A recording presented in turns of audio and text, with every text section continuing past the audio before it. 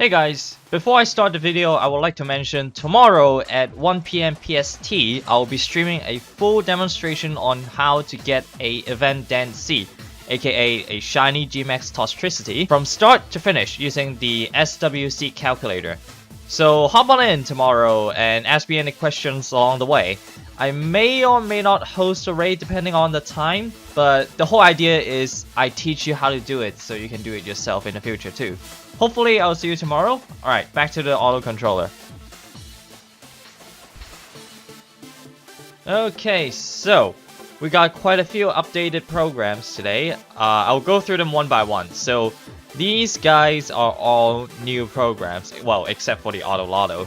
So I also did a tiny update for the regular day skipper. So previously, when the day skipping is finished, your screen will stay at the date and time. So what I've added is that when the skip finishes, it press home button to go back to the game to notify the skipping is finished. So some people ask me, why is there a 22k 280 time limit on the previous day skipper? So the reason why I do that is because you will know what date it will exactly end up, but now it doesn't really matter anyway, because whenever the day skipper finishes, it will go back to the game anyway. But I still make a separate program, which is the no limit program. So what this does, slightly differently, is if you go to the actual program itself, so all the programs will have instruction inside of them, so I advise you to, if you want to use any of those programs, you want to go into it and see what sorts of constraint that you have to follow to use these programs. So for the no limit program, all you have to do is you need the day skip glitch active, obviously, and also the system time unsync. And you also have to set your current days to January 1st or any month with 31 days, because it is using the day to skip each day one by one. So what it does is it keeps skipping the days, and until the 31st, it will go back to the 1st. So that change doesn't actually register by the game. So each month, it only skips 30 days, and it will just keep looping that forever until, you know, it finishes the day skip. So previously, you have to set the start year, start dates, and start month, but here you don't have to do that. All you have to do is make sure the date is on the 1st of January. And then you just put down the number of days you have to skip here, and then it will just do the day skip for you.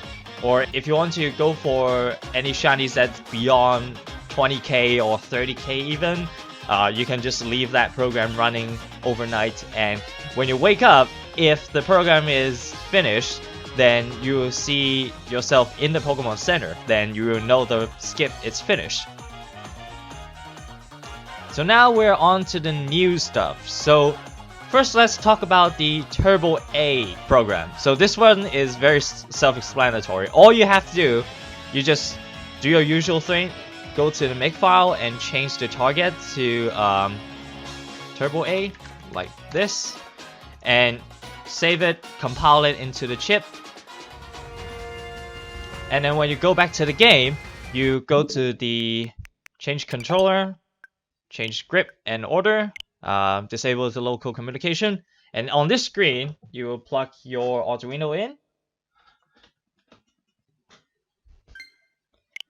and then it will start Turbo A.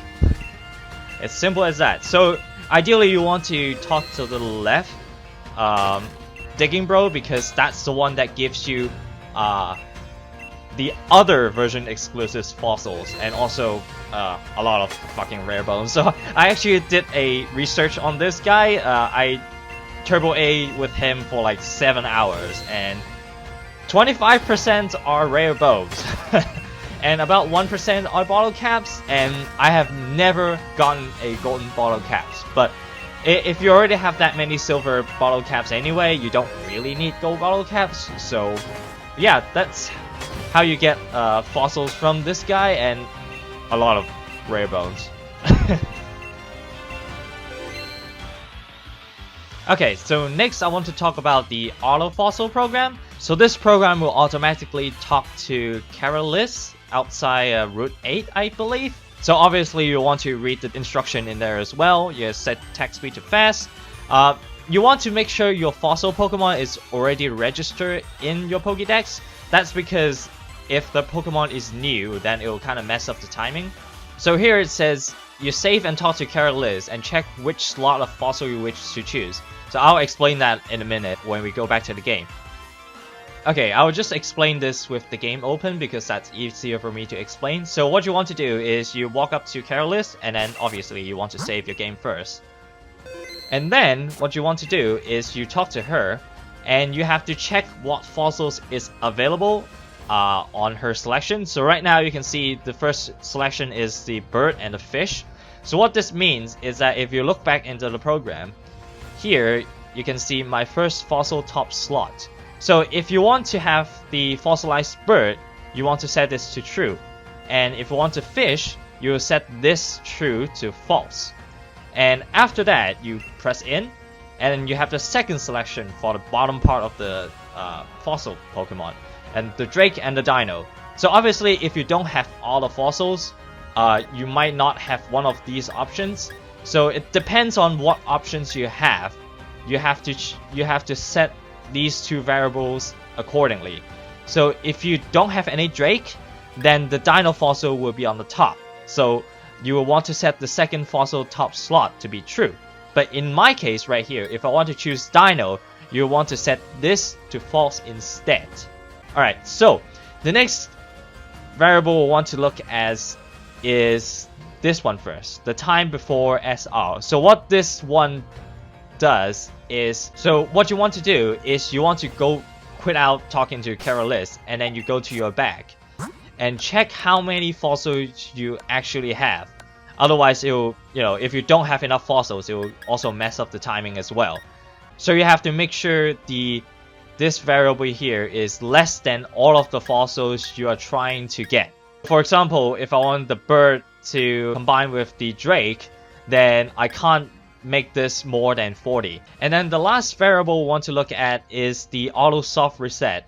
So default I set it to false. So what this does is after it tries this many times, it will automatically reset your game and then keep trying again if you set this to true.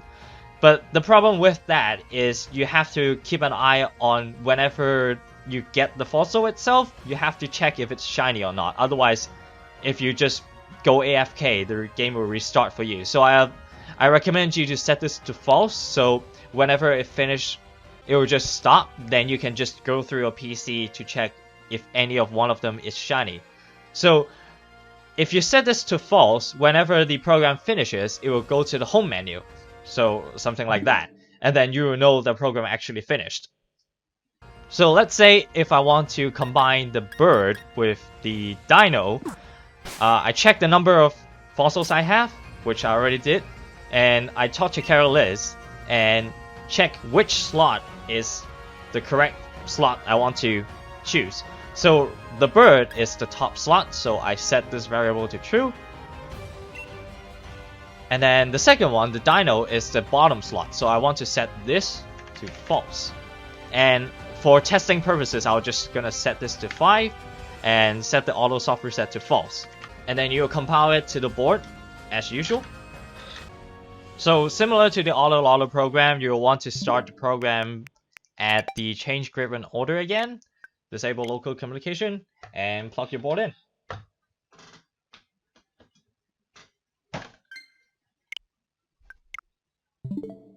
And then it will start talking to Carolus and do all the fossil grinding for you. And as you can see, it's when on the second fossil, it selects the one on the bottom because I set the second fossil top slot to false. And this will run 5 times. So in the program itself, you can see it nicely here. It takes 18 seconds per fossil. So for example, if you want to do like 30 fossils, you can set a timer to 9 minutes and to do whatever AFK. And then when the timer finishes, you just come back and check whether you've got a fossil in the PC.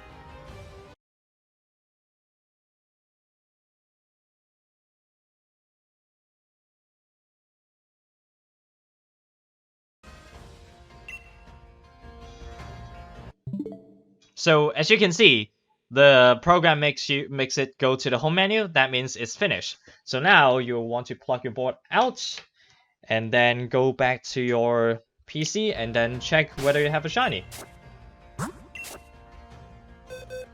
Which none of them, obviously. So that's the autofossil program.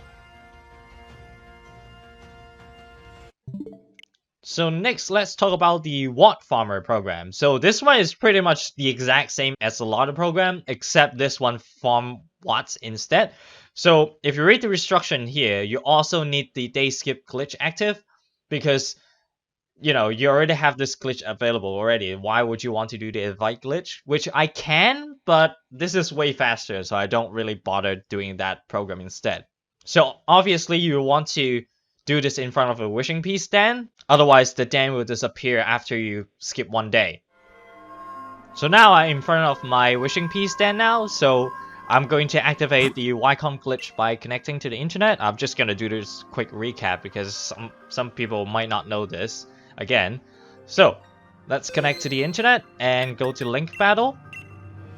Single battle, double battle, doesn't matter. You don't want multi-battle because you don't want to bother, more than 2 people, right? So we'll wait until the trainer it's found prompt pops up, and we'll take the switch out from the dock and put it back in. And now the day skip,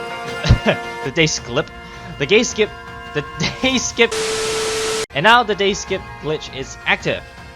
So again, you want to start the program at change grip in order and put your board in.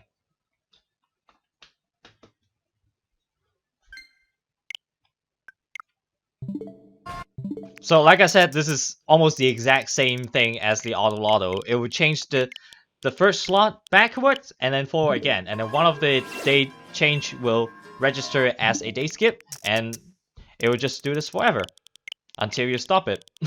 It will never stop.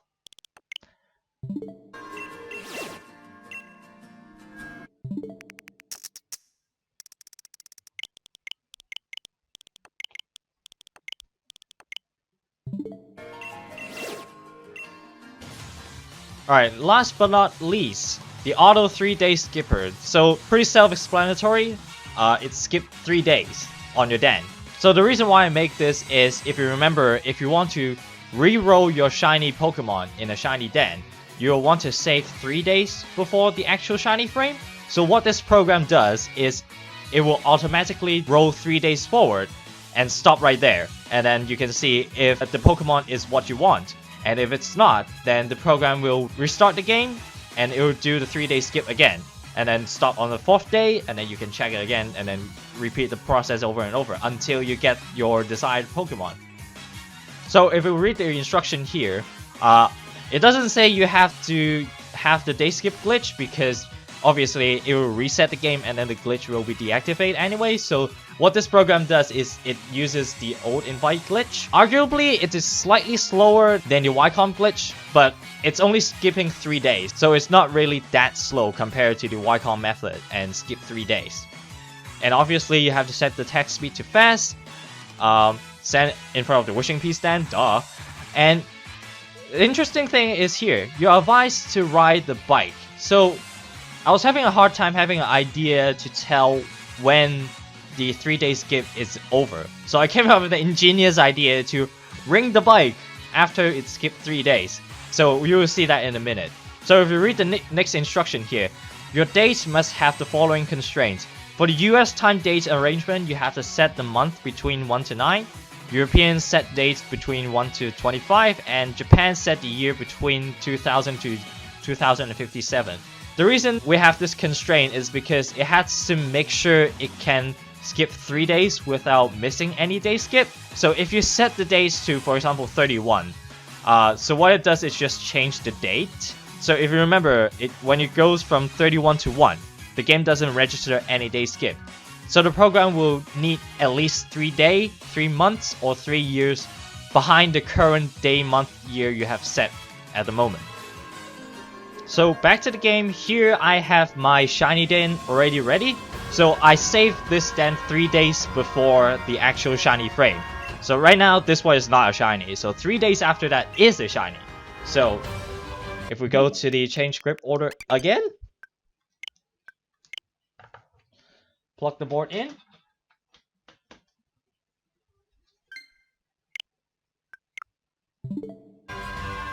and then it will talk to the den, invite others, do the old invite glitch, go to the home menu, go to system settings, and change the first slot, which in my case is year because I have the Japanese days arrangement. And then we'll go to the next day, and then we'll keep repeating this process 3 times.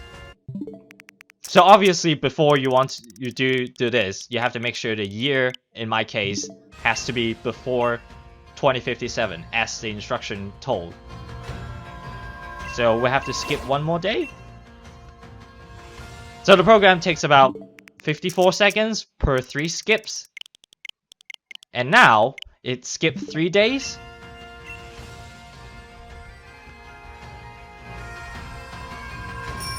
And as you can hear, the bell rings telling the player you have skipped 3 days. So you have to check right now, is this the Pokemon you want, which is a Milcery that I don't want. So what I want to do is just leave the program. And what it's doing right now is it go back 3 years so that it makes sure the next skip will have 3 years behind it. And now it restarts the game. And now it resets the game and start the whole process again.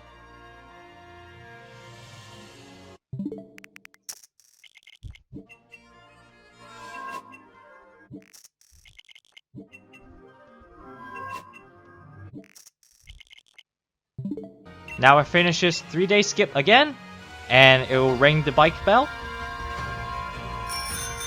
And you want to check what the Pokemon is. So, well, it's a Morgrem. Doesn't matter. So, let's say if you want this Pokemon, you will want to plug the Arduino out right now. Otherwise, you still have enough time because it will roll back the dates anyway before it restarts the game. So, when you got the Pokemon you want, you unplug the Arduino and start the raid. So this is very useful if you are rolling for some 5% gmax in 5-star, obviously. So there you go, that's a shiny. Because that's about 1.67%. That will take a while. So this program is for you if you want to roll a very rare Pokemon in your den. So hopefully you guys enjoy all these programs.